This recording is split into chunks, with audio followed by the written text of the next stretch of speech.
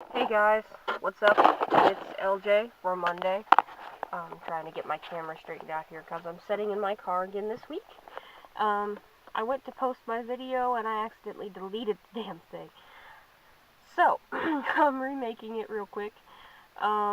Basically, this is week 5 of Trans Issues 101, and for week 5, our topic is suggested to us by Chris.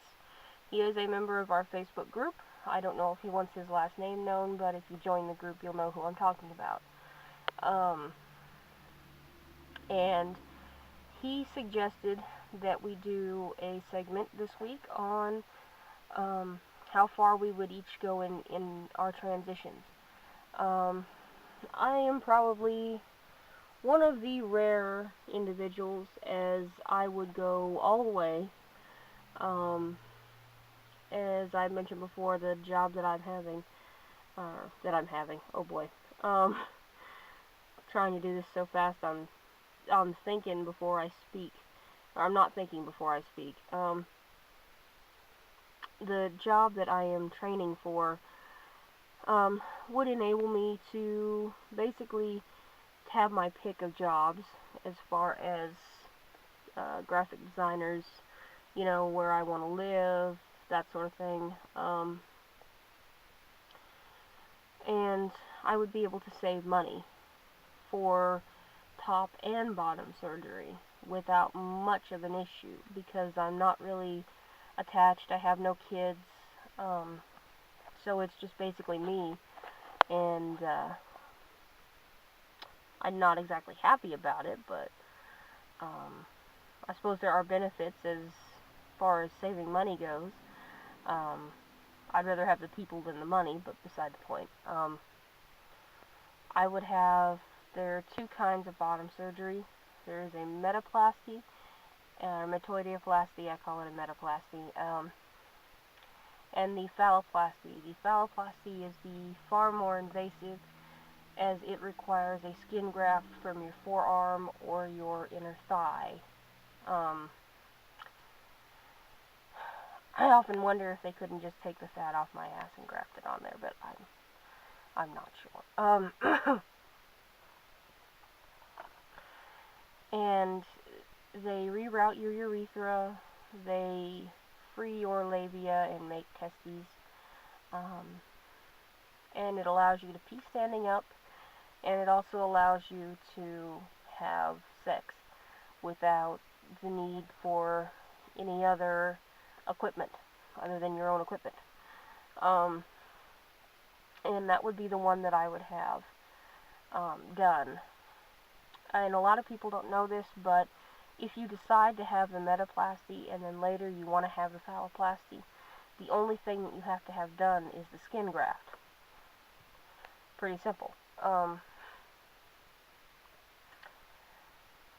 So you can have the metaplasty, and then if you decide to, you can go ahead and have the phalloplasty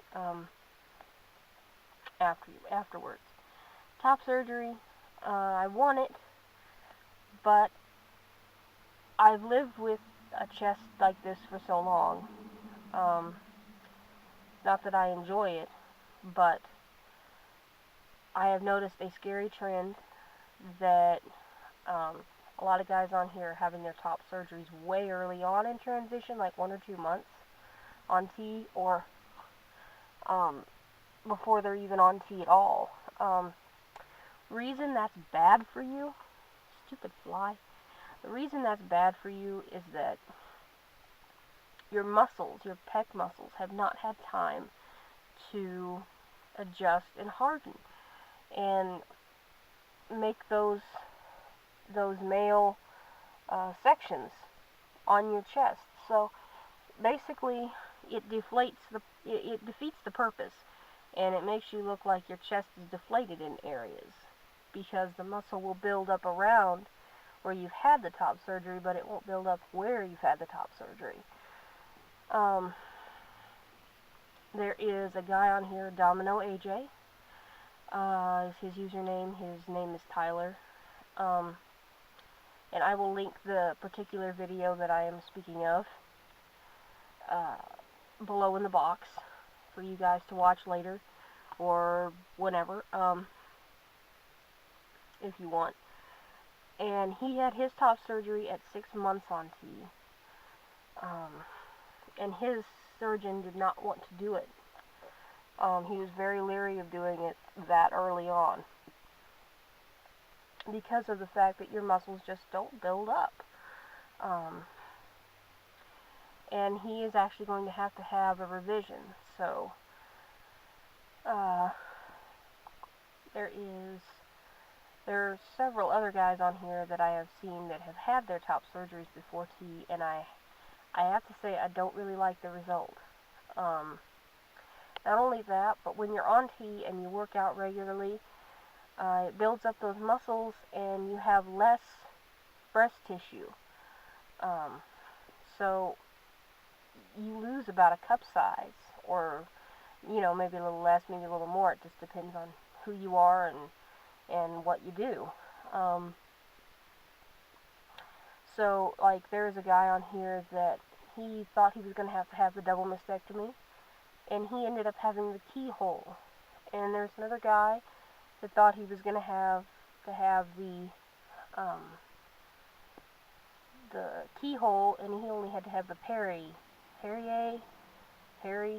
whatever they call it, procedure. I don't know if those are the same thing or not, because I will probably have to have the double mastectomy, but I always hold out hope. And if you want to know more about any of these surgeries, Hudson's FTM guide, I will post a link to that down here, and it's got a lot of helpful tips. I mean, haircuts, different haircuts for the facial shapes and things like that. And I will talk to you guys next week. Okay, bye.